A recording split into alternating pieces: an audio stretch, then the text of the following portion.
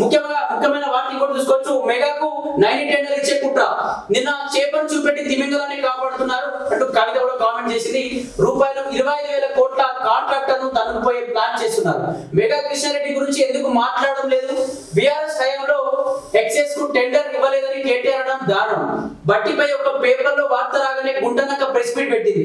ఆయనను కేటీఆర్ గుడ్డిగా ఫాలో అయ్యి గుంటలో పడ్డాడు. సింగరేణిలో గుంటనక్క వాటా లేకపోవడంతోనే ఈ పంచాయతీ. రాష్ట్రంలో కాంగ్రెస్ లూజింగ్ పార్టీ అని కామెంట్ చేసింది. కవిత మాట్లాడుతూ ఏదైతే నిన్న బట్టి విక్రమార్క పెట్టిన ప్రెస్ మీట్, ఆ ప్రెస్ మీట్ పెట్టగానే ఒక గుంటనక్క వచ్చి వెంటనే ఆ ప్రెస్ మీట్ కి సంబంధించినటువంటి మాటలు మాట్లాడుతూ ఉంది. ఎందుకంటే ఈ సింగరేణిలో ఈ భూ స్కామ్ లో అతనికి ఎటువంటి వాటా లేదు కాబట్టి దానిపై ఎక్కువగా మాట్లాడుతూ ఉన్నాడు, ఎక్కువగా చర్చిస్తూ ఉన్నాడు, ఎక్కువగా ప్రెస్ మీట్ పెడతా ఉన్నాడు అని చెప్పేసి కవిత చెప్తున్నారు. ఒకసారి డీటెయిల్స్ లోకి వెళ్దాం. 90 కోల్ బ్లాక్ టెండర్ కు మెగా సంస్థకు అప్పచెప్పే కుట్రలు జరుగుతున్నాయి. తెలంగాణ జాగృతి అధ్యక్షురాలు కవిత ఆరోపించారు. 2 ఏళ్లుగా సింగరేణి కార్మికులకు జరుగుతున్న అన్యాయంపై ఇటు డిప్యూటీ సీఎం బట్టి విక్రమార్క గాని అటు బీఆర్ఎస్ గాని మాట్లాడలేదని మండిపడ్డారు. ఒక తిమింగలం లాంటి కాంట్రాక్టర్ కు అన్యాయం జరిగితే మాత్రం ముందుకు వస్తుందని విమర్శించారు. చిన్న చేపను పెద్దగా చూపించి పెద్ద చేపను కాపాడే ప్రయత్నం చేస్తున్నారని ఆరోపించారు. సృజన్ రెడ్డి అనే వ్యక్తికి వచ్చింది కేవలం రూపాయలు 250 కోట్ల కాంట్రాక్ట్ మాత్రమేనని, సీఎం బహుమతిని ఆయన పెద్దగా చూపెడుతున్నారని వ్యాఖ్యానించారు. కానీ వెనక నుంచి రూపాయలు 25,000 కోట్ల కాంట్రాక్ట్ తన్నుకుపోయేందుకు సిద్ధంగా ఉన్న మెగా కృష్ణారెడ్డి గురించి మాత్రం మాట్లాడడం లేదని ఫైర్ అయ్యారు. అసలు సృజన్ రెడ్డికి కాంట్రాక్టర్ ఇచ్చిందే గుంటనక్క అని అప్పుడు సీఎం బహుమతిని వీళ్ళకి తెలియదా అని ప్రశ్నించారు. సాయిల్ ఎక్స్కవేషన్ పేరుతో మెగా కృష్ణారెడ్డి సంస్థ అనుభవం ఉందని చెప్పే ప్రయత్నం చేస్తున్నారని ఆరోపించారు. దీంతో రూపాయలు 25 కోట్ల కాంట్రాక్టర్ కు పెద్ద చేపకు కట్టబెట్టే ప్రయత్నం చేస్తున్నారని విమర్శించారు. గ్రేడ్ 9 క్వాలిటీ ఉన్న కోళ్లు పెద్ద చేప కోసం కాంట్రాక్ట్ ఇస్తున్నారన్నారు. ఆదివారం తెలంగాణ జాగృతి ఆఫీస్ లో కవిత మీడియాతో మాట్లాడుతూ 2015లో 90 కోల్ బ్లాక్ సింగరేణికి రాగా 2021లో ఆదాని 44% ఎక్సైజ్ గా టెండర్ వస్తే ఆయనకు కాంట్రాక్ట్ ఇవ్వలేదని, మధ్యలో సింగరేణి వేరే కంపెనీ వాళ్ళకు మట్టి తీసే టెండర్ వచ్చిందని, దానికి డీజిల్ ఖర్చులతో సహా ఇచ్చారని చెప్పారు. కానీ గుంటనక్క పచ్చి అబద్ధాలు చెప్పారని మండిపడ్డారు. ఈ విషయంలో కేటీఆర్ మాట్లాడుతుంటే దారుణం అనిపించింది అన్నారు. ఎక్సైజ్ టెండర్ లో ఇవ్వలేదంటూ కేటీఆర్ అబద్ధం చెప్పారని, 36, 16, 7, 8% చొప్పున ఎక్సైజ్ ఇచ్చారని పేర్కొన్నారు. సైట్ విజిట్ అనే నిబంధన సింగరేణి గతంలో కన్వేయర్ బెల్ట్ లాంటి వాటిని ఉండేదని, ఇప్పుడు దాన్ని ఓబీకి కూడా పెట్టేసని విమర్శించారు. మహిళలపై కేటీఆర్ వైఖరి ఇదేనా? యూట్యూబ్ లో చేసినటువంటి ప్రధాన ఛానల్లో ఆడబిడ్డలపై అసత్య కథనాలు చేస్తున్నారని, దళిత ఆడబిడ్డల మీద అలాంటి కథనాలు చేయడం బాధించిందని కవిత పేర్కొన్నారు. గతంలో గీత దాటిన యూట్యూబర్ ఛానల్ ప్రతినిధులు బీఆర్ఎస్ ప్రభుత్వం అరెస్ట్ చేసిందని, కాంగ్రెస్ ప్రభుత్వం ఒక అడుగు ముందుకేసి లైన్ అతిక్రమించిన శాటిలైట్ ఛానల్ ప్రతినిధులు కూడా అరెస్ట్ చేసిందని అన్నారు.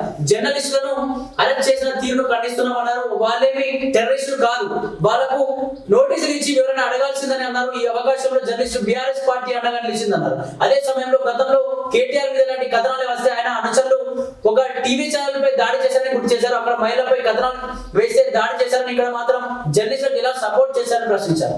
మహిళలపై కేటీఆర్ వైఖరి ఇదేనా అని నిలదీశారు. దళిత బిడ్డలపై కథనాలు వస్తే ఆమెకు అండగా నిలబడేదన్నారు. ఇక ఒక ఛానల్ లో కథనం తర్వాత దాని బ్యాక్గ్రౌండ్ అంటూ ఇంకొక పేపర్ లో స్టోరీ వచ్చిందని, దాని ఆధారంగా బట్టి విక్రమార్క ప్రెస్ మీట్ పెడితే ఆ వెంటనే గుంటనక్క కూడా ప్రెస్ మీట్ పెట్టారని చెప్పారు. ఆ గుంటనక్క ప్రెస్ మీట్ ను గుడ్డిగా పాల్గొన్న కేటీఆర్ మరో ప్రెస్ మీట్ పెట్టారన్నారు. కాగా దళితులను అవమానించేలా బట్టి విక్రమార్కకు లేఖ రాయడం అంటూ వ్యాఖ్యానించారని, అదే సమయంలో కేంద్ర మంత్రి కిషన్ రెడ్డికి మాత్రం లేఖ రాస్తారని నిలదీశారు.